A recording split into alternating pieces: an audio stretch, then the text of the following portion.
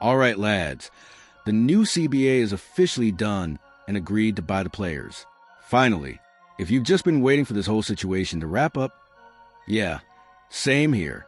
And hey, if you're glad it's over too, hit that subscribe button. We're literally just a few subs away from the next milestone. But let's actually break this down because there's a lot going on here. So first thing that stands out, player compensation and revenue sharing. Everything is now tied to league revenue projections through 2032. And on paper, that sounds great. More money coming in, higher salaries. Everyone wins. But this is where it gets interesting. The salary cap is now directly tied to revenue. So if the league keeps growing, the cap goes up, salaries go up, everything looks amazing. But what happens if things don't go according to plan? Because these numbers are projections, not guarantees. Let's say the league has a massive year. Revenue spikes, salary cap jumps. Players sign big long-term deals based on that growth.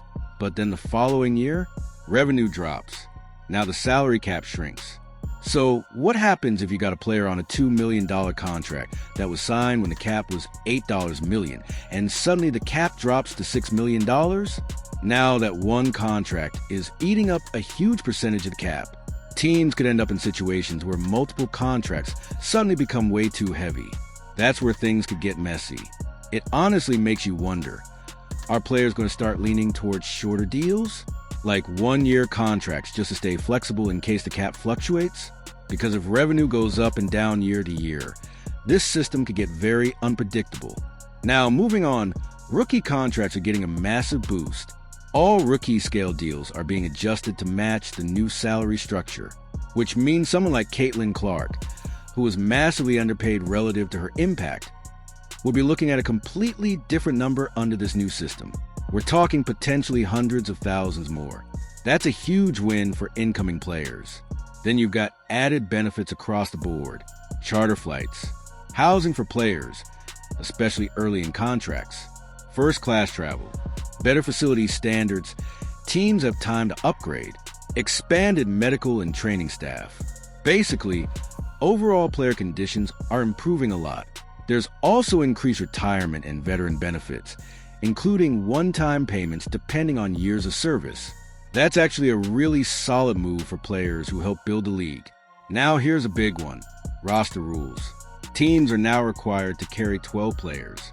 No more cutting corners with 11-player rosters to save money. That's gone.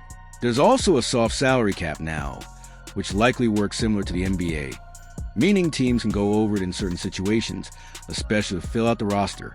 Plus, there are new developmental roster spots that don't count against the cap.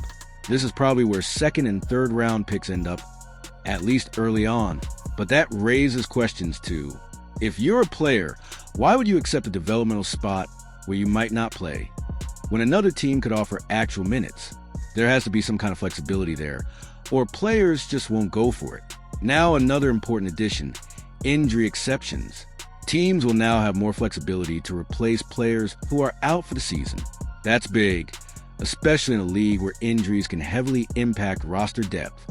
There's also a pregnancy-related salary cap exception, which, let's be honest, should have been there already. Teams also need consent before trading a pregnant player now, which is clearly a response to past controversies. And then there's what people are already calling the Caitlin Clark clause, basically faster pathways to max contracts for star players. So if you're a superstar early, you're getting paid like one much sooner. Now, stepping back and looking at the whole picture, yes, salaries are going up. Yes, conditions are improving. And overall, this is a positive deal for players. But the entire system is built on revenue growth continuing. And if, for any reason, that growth stalls or drops, things can get complicated very fast. Because when your entire salary structure is tied to projections, you're always one bad year away from major adjustments.